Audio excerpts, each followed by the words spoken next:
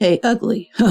Your kid's a defect, just like you. Said my ex-husband, Sean, as we ran into each other for the first time in 13 years. He looked at me and my daughter, who was in a wheelchair, and threw those words at us.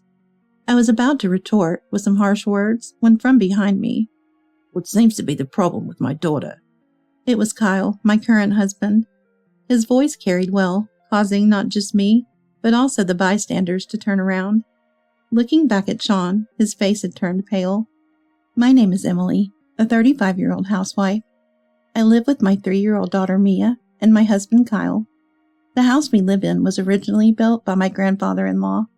When Kyle and I got married, my parents-in-law, worried about our living expenses, transferred it to us so we wouldn't have to pay rent. I was grateful for my kind parents-in-law's gesture that I actively helped with taking care of my grandfather-in-law until I got pregnant with Mia. After Mia was born, I reduced the frequency of my visits, but Kyle and I still made it a point to visit at least once every 2 weeks. We would help out or take care of grandfather-in-law to give my parents-in-law a break.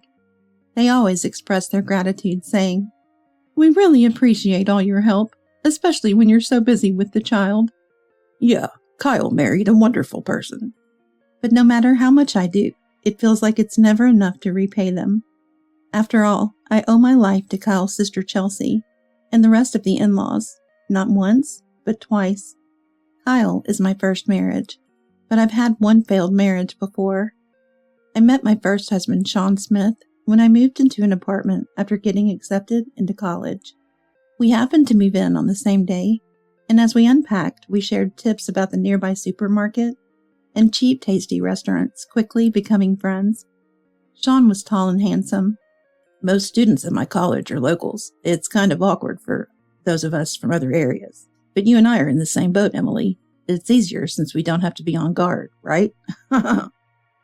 He would say, and gradually he started to stay over at my place, leading to a living situation that was almost like cohabitating. At that time, I couldn't believe I was dating Sean, and I thought it was enough to be a reassuring presence for him. So I ended up doing all the housework like a housekeeper. But as they say, love is blind. I turned a blind eye to Sean's selfishness, and when he said, "Part-time work is tough, and I want to quit, but I can't because the money from my parents isn't enough. Plus classes are getting busier," I suggested, "Why don't we rent a slightly bigger place? Don't worry about the rent," and offered to move to a new apartment and pay the rent myself. Sean agreed immediately, but for some reason, he insisted on getting a landline, ignoring my opinion that a mobile phone was enough.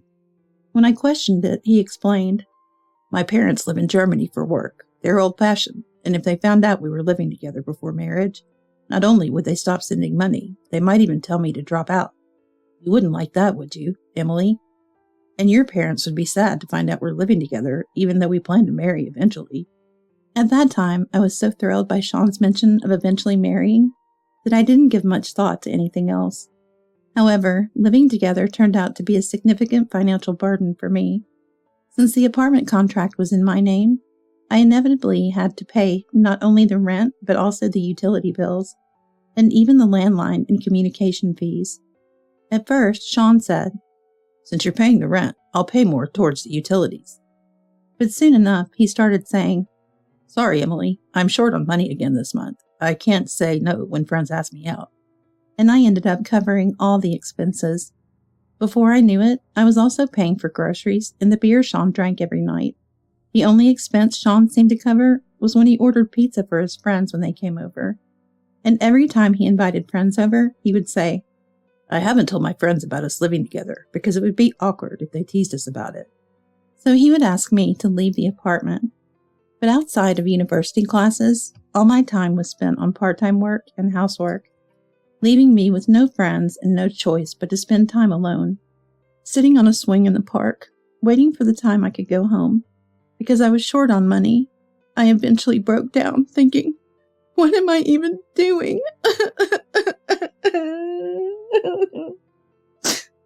And I couldn't stop my tears. During this time, I began to seriously focus on job hunting. Eventually, I got fed up with Sean and told him, "You need to start contributing to the living expenses. You're relying on me too much." Suddenly, he responded in a sweet tone. Sorry, I just got too comfortable with you, Emily. Please don't be so mad. He was clearly trying to appease me. Sean suddenly presented me with a ring from a popular casual brand at the time, saying, I can't afford anything better right now, but someday I'll buy you a diamond ring. When he put that ring on my finger, this is the happiest I've ever been. I remembered blurting out a phrase I must have heard somewhere, but that was the only happy memory I had. Soon after, Sean said, I'm torn between getting a job and studying abroad. If things stay the same, I'll just end up relying on you again.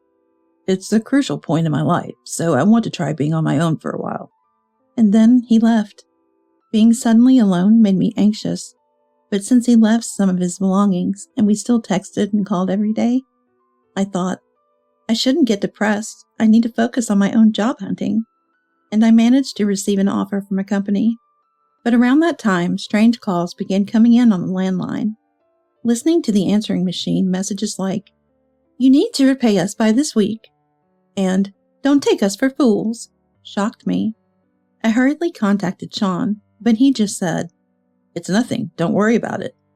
Eventually, demand letters and final notices started arriving. When I finally confronted him, he exploded. You're so annoying. I've been putting up with an ugly defect like you for so long, so you can repay it as a thank you. Then, he stopped taking my calls. I was dumbfounded when I realized I didn't know Sean's new address. Even the university refused to disclose it to someone unrelated. Desperate for any clue, I opened the belongings Sean had left behind, only to find documents of debt from various consumer finance companies, old clothes, and a worn-out laptop. There was nothing that could lead me to Sean's parents' address in Germany, or his current whereabouts. I realized then that I was nothing more than a source of money for Sean. But worse was yet to come. Shortly after losing contact with Sean, representatives from the consumer finance companies showed up at my apartment, informing me that I was Sean's wife and therefore a guarantor for his debts, demanding immediate repayment. It was Kyle and his family who saved me from this situation. That's why I want to do anything I can for Kyle and my in-laws. One day, while walking through the mall with Mia in her wheelchair, I unexpectedly ran into the person who had betrayed me 13 years ago, Sean. He noticed me staring in disbelief and approached with a nasty laugh. Hey, ugly. Your kid, just like you, a defect. He said. His insult towards both Mia and me was infuriating, but then Kyle stepped between Sean and me. What seems to be the problem with my daughter? Kyle's inquiry made passers-by stop and look our way. However, Sean, for some reason, was too flustered to retort. Unable to stand the stares. This is a private matter. It's none of your business, right? He barked at Kyle. But Kyle, without changing his expression, I'm involved because it concerns me. Otherwise, I wouldn't bother speaking to someone like you. Then, turning to Mia, Mom and Dad have some business to attend to. Chelsea should be here to pick you up soon, so could you go to Chelsea's house first? Kyle said with a smile. Hearing this, I couldn't help but exclaim, Huh? But Mia, mature for her age and not easily surprised, replied, Okay, make sure you come early since it's a celebration. Then she left with the newly arrived Chelsea and her children. Kyle then turned to Sean, slightly leaning forward. Shall we have a talk then? Let's change the location, shall we? And he said with a pressuring laugh. Given Kyle's taller stature and his unassuming demeanor looming over him, Sean probably thought it better than being stared at curiously by onlookers, and surprisingly agreed to Kyle's suggestion without much resistance. The three of us got into a cab and arrived at the building where Kyle's office is located. Upon realizing it was a law firm, Sean's face turned pale again, but it was too late to run away, so he joined us in the elevator. Sean was visibly unsettled and nervous. Seeing Sean's discomfort, Kyle, with a mischievous smile, It's truly frightening how coincidental it is to meet in person before sending the investigation report to the client, he said. Sean's face grew even paler at these words, but I had no idea what they were talking about. Seeing me like that, Kyle began to explain, to both Sean and me, in a way that was meant to make us listen. The client he mentioned earlier was the chairman of one of Kyle's client companies. The chairman had summoned Kyle to the company to request a background check on a certain man. Facing Kyle's smug smile, Sean's complexion worsened further. As Kyle continued, it turned out that the chairman's granddaughter had fallen deeply in love with a man she met in England and had asked for permission to marry him upon their return to the country, along with seeking a position from him at the company. The chairman's daughter, too, thought it was too abrupt for a sudden return marriage and employment as an executive candidate. After discussing with his daughter, the chairman decided to have Kyle's law firm investigate Sean. Hearing this, I had a bad feeling. Please don't tell me that the man is Sean. I asked Kyle, looking directly at Sean, but before Kyle could answer. What, you're saying it's bad if it's me?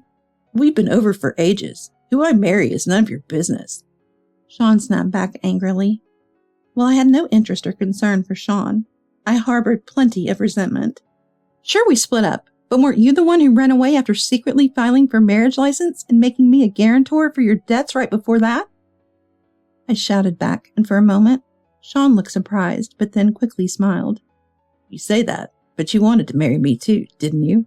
I just made your dream come true, and in return, you helped with the debt repayment, he said, then turned to look at Kyle. When I checked my passport for renewal, I was relieved to find out I was still single. I was worried you, an ugly defect, might have been waiting for my return, thinking no other man would marry you. Sean began with such a derogatory remark. I was infuriated by his demeaning words, but Kyle, once again, was the one to calm me down. I thought you were being quiet because you had reflected on your actions, but you're still the worst kind of man. He then explained why Sean was still single. The person who advised me when Sean disappeared and the debt collector started showing up was father-in-law John. I was a tutor at the time, and Chelsea was my student. Chelsea was smart, but was often excluded by her classmates, leading to her frequently missed school.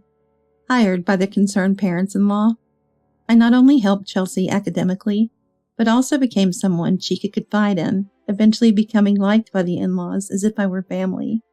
When consumer finance companies came to my apartment, Chelsea and mother-in-law Mary happened to visit to celebrate Chelsea's university acceptance.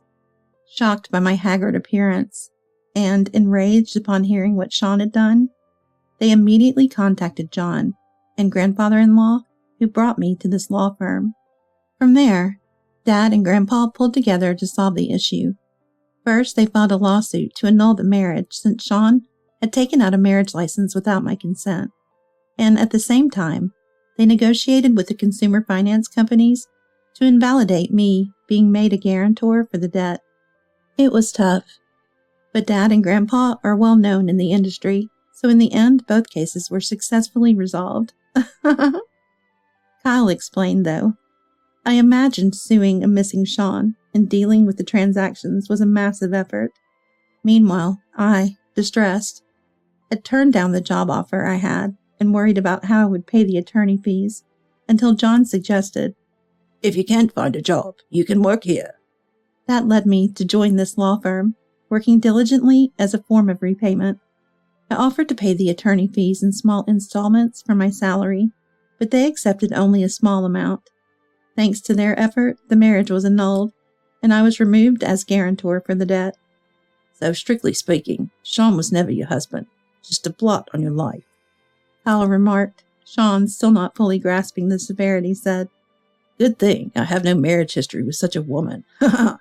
And the debt is probably time-barred by now. At that moment, Kyle started to laugh. Stunned by this, there's no statute of limitations in effect. I think the debt collectors will be visiting you next week. Kyle told Sean. Sean might have thought the statute of limitations had passed after 13 years, but the consumer finance companies had transferred the debt to a debt collection agency, experts in collection. Although they don't use illegal means like in the past, they employ various methods to collect what's owed. Due to a court judgment against Sean by the debt collection company, the statute of limitations was extended by another 10 years from that point, making the debt fully valid now. With accrued late fees and court costs added, the total debt has multiplied significantly from the original amount. Upon hearing this, Sean's face momentarily darkened. Just a bit of debt like that I can easily handle once I get a job at that company. But he defiantly responded. Such was Sean's shallow thinking, assuming that becoming an executive at the company would make repayment easy, despite his miscalculation. However, Kyle reminded him. Do you remember what I said earlier? Who had commissioned me to conduct your background investigation? This time, Sean's face truly turned pale. Actually, during my time as Chelsea's tutor, I hardly had any conversations with Kyle. But as Chelsea talked about me, Kyle became interested. After unexpectedly starting work at the office and becoming a lawyer, Kyle proposed dating me with a marriage in mind. I initially refused, feeling guilty towards John and my grandfather-in-law who had shown me kindness after explaining my past. However, Kyle revealed he had known everything about Sean all along and still wanted to marry me, assuring me that the in-laws, far from objecting, were supportive. Kyle and I married with blessings from my parents, a happiness contrasted by my desire to seal away past memories. Unlike me, Kyle had long harbored a desire to retaliate against Sean. The request from the chairman, initially thought to be a coincidence of names, turned out to be Sean, leading to a report based on the investigation, ready to be sent next week. You must have thought your name, Sean Smith, was common enough to avoid detection. Planning to claim any trouble was just a coincidence of names. Don't think such lies would work on a lawyer, Kyle admonished. He revealed that the report had already been sent to the client at the request of the office staff. Adding to this, occasionally we've received inquiries from that consumer finance company about whether we had any news on Sean's whereabouts. I took the liberty of informing them. Kyle said with an evident amusement, Sean now desperate. Tell the chairman the report's contents were a mistake, he pleaded. But Kyle, with a cold smile, why should I? A lawyer lie to a client? Especially not for someone who insulted a child in a wheelchair. He responded. Mia's injury happened when she was knocked over by a passerby while I briefly looked away. Since then, Chelsea worried about Mia's withdrawn demeanor, proposed a celebration upon learning Mia had won an art competition. Today's outing was for that celebration, now marred by Sean's intrusion. Kyle, deeply loving his daughter, must have been enraged not only by Sean's past actions, but also his recent insults towards Mia. Despite Kyle's cold dismissal, Sean continued to cry and plead loudly. Please, my future is at stake here. Are you going to ruin it? Desperately clinging to any hope of salvaging his situation. However, Kyle retorted. Ruin your life? What you did to Emily was precisely that. You're just facing the consequences of your own terrible actions now, aren't you? It's time to accept them. With that, he brushed off Sean's pleading arm. The exit is that way. He called security to escort Sean out of the office. As Sean's cries faded, Kyle and I exchanged smiles. Afterward, Sean rushed to the chairman's granddaughter to make excuses. However, after learning the truth, her anger did not subside, leading to their breakup. But the chairman and his daughter were not satisfied with just that. They reported Sean to the police for fraud, suspecting him of attempting to marry and join the company under false pretenses. While it didn't lead to a criminal case, a warning for stalking was issued.